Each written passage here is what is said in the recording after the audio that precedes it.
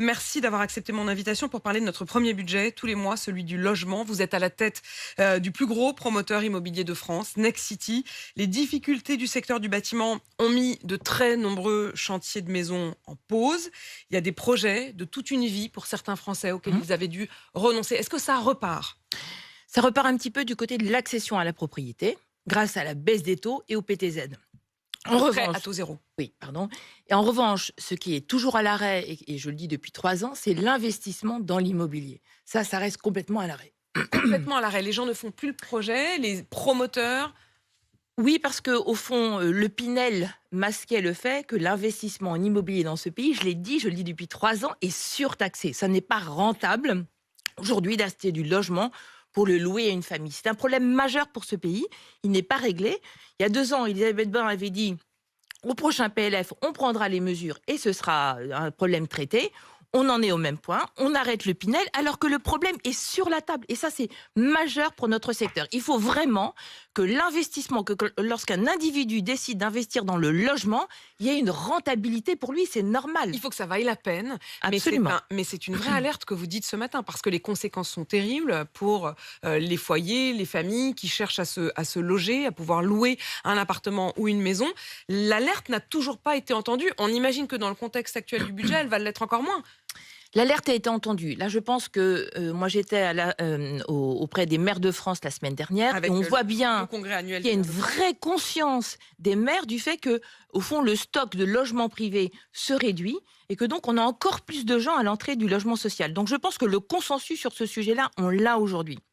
Mais il faut vraiment traiter ce sujet-là. Donc Valérie Létard nous a dit peut-être une mesure provisoire sur les donations, mais il faut traiter le problème de fond de cette surtaxation. Nous, on ne veut pas de mesure d'exception. On veut juste être traité comme les autres investissements. Et que les familles puissent trouver aussi à se Mais loger. bien sûr. Parce qu'au bout de la chaîne, c'est cette question-là. Est-ce que la construction repart?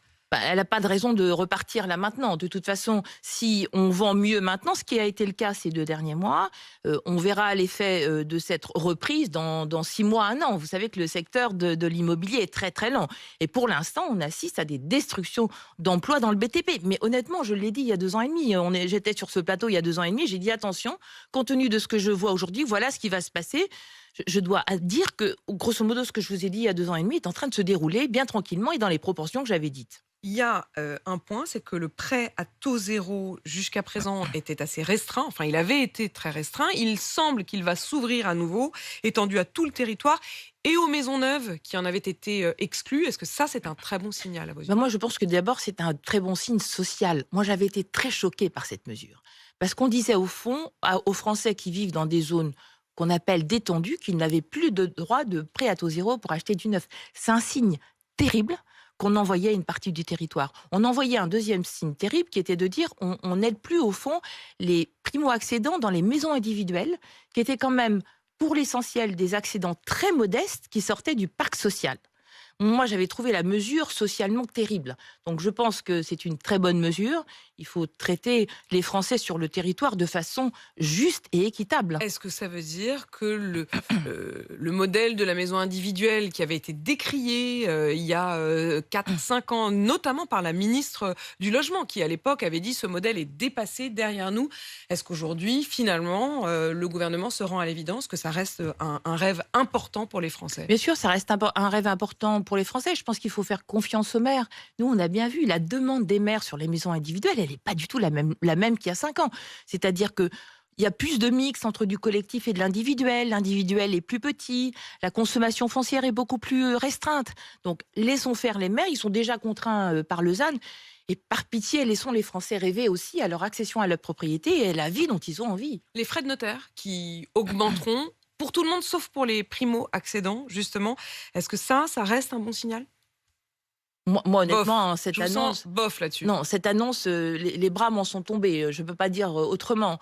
On voit bien que les Français, vous l'avez dit tout à l'heure, ils ont 2 ans de vie immobilière bloquée.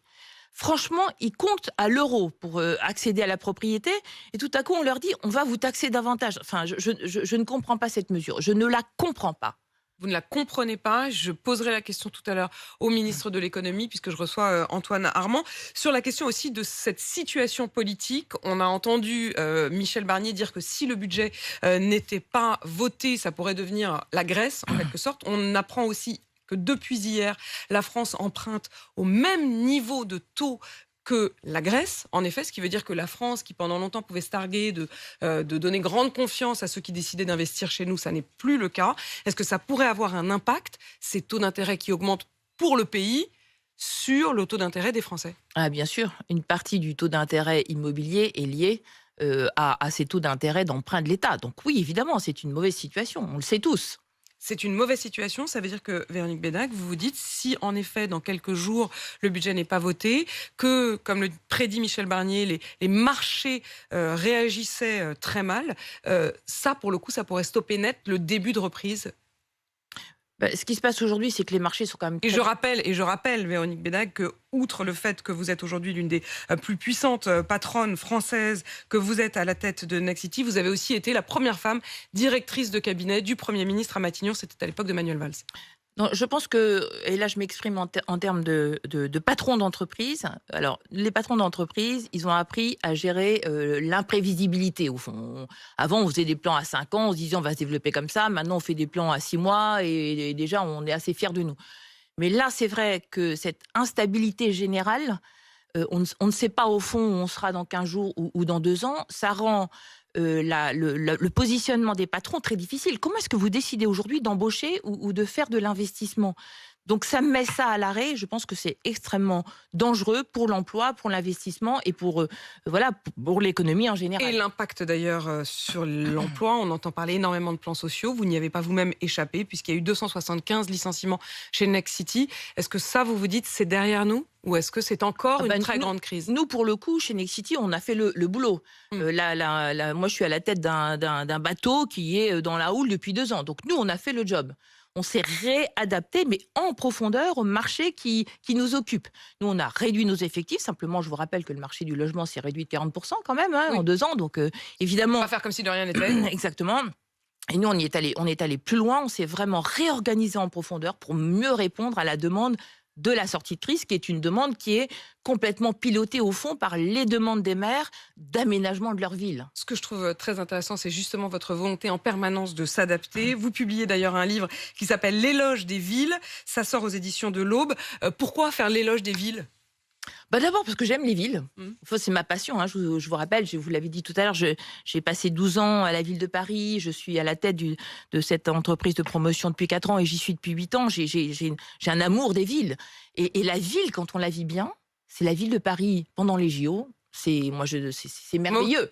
Oui, moment un peu de parenthèse, on va être honnête. Oui, mais la ville physique qui a abrité les JO est la même. Ce qui a vraiment changé pendant les JO, c'est le plaisir de la vie ensemble. C'est ce que j'exprime dans mon livre. Il faut une ville verte, on est en train de la construire, mais il faut aussi une ville bleue, une ville où les gens, où les règles sont respectées, où il y ait de la sécurité, le respect. Bleu comme policier, quoi. Non, pas du tout. Non, le bleu, c'est la couleur de l'apaisement, c'est la couleur pour moi. Vous vous souvenez de l'expression maître du bleu des différents ministres de l'Intérieur? Pour le coup, pendant les JO, il y en avait beaucoup. Mais en tout cas, la ville bleue, c'est une ville de la sécurité. Considérer que tous nos concitoyens n'ont pas le droit de pouvoir rentrer chez eux tranquillement à l'heure qui leur convient est quand même une inégalité terrible. Donc la ville bleue, vous avez raison, c'est une ville de la sécurité où la sécurité est au fond assurée pour tous. C'est une ville de la civilité et c'est une ville du plaisir de la vie ensemble. Et pourquoi vous ne seriez pas candidate à la ville de Paris ? Ah non, pas du tout. Moi, je suis vraiment... Je suis Vous savez que la campagne est ouverte depuis hier, puisque Anne Hidalgo a annoncé qu'elle ne se représenterait pas. Là, vous serez d'accord avec moi pour dire qu'on ne manque pas de candidats. Moi, je suis là où je suis. Mon bateau subit une houle très importante depuis 2 ans et demi. J'ai des équipes formidables qui ne lâchent jamais, qui ne dorment pas. On est comme sur le Vendée Globe chez moi. Et donc, j'ai bien l'intention de ramener mon bateau au Sable d'Olonne en très bon état. À bon port. Véronique Bédague, merci beaucoup d'être venue ce matin. Vous qui êtes donc à la tête du plus gros promoteur immobilier de France, Nexity. Il est 7h51 et vous êtes bien sur RMC.